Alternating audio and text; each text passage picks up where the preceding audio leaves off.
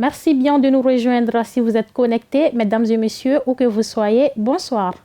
Voici les brèves du 31 mai 2021. Réunis à Accra, hier dimanche 30 mai, à la suite du nouveau coup de force des militaires maliens, les pays membres de la CEDEAO ont décidé de suspendre le Mali des institutions de la communauté des États d'Afrique de l'Ouest. Le Mali ne pourra plus, jusqu'à nouvel ordre, assister aux sessions des chefs d'État, au Conseil des ministres ou encore aux sessions du Parlement de l'institution sous-régionale.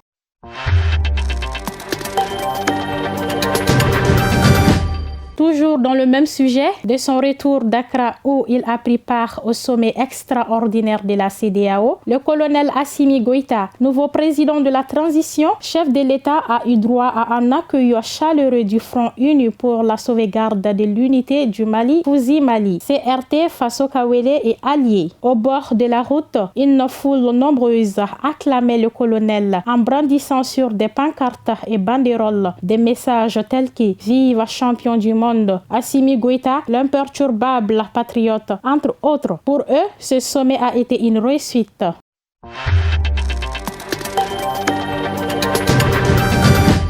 Au Nigeria, un grand nombre d'enfants ont été kidnappés, vraisemblablement contre rançon, par des hommes armés dans une école coranique dans le centre-nord du Nigeria, pays où les enlèvements de masse se multiplient, ont rapporté dimanche les autorités et les habitants.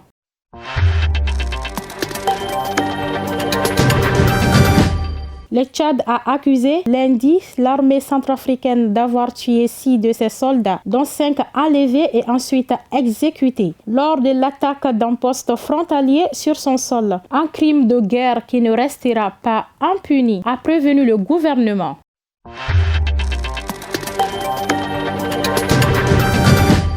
Hors du continent, Pékin a décidé de supprimer la limite de 2 enfants par couple et d'autoriser les familles à avoir jusqu'à 3 enfants, a annoncé lundi l'agence Chine Nouvelle. Le résultat du dernier recensement a révélé une forte baisse du taux de natalité dans le pays le plus peuplé du monde. C'est tout pour cette édition. Merci bien de l'avoir suivi. On se retrouve ici demain, même heure. Portez-vous bien d'ici là.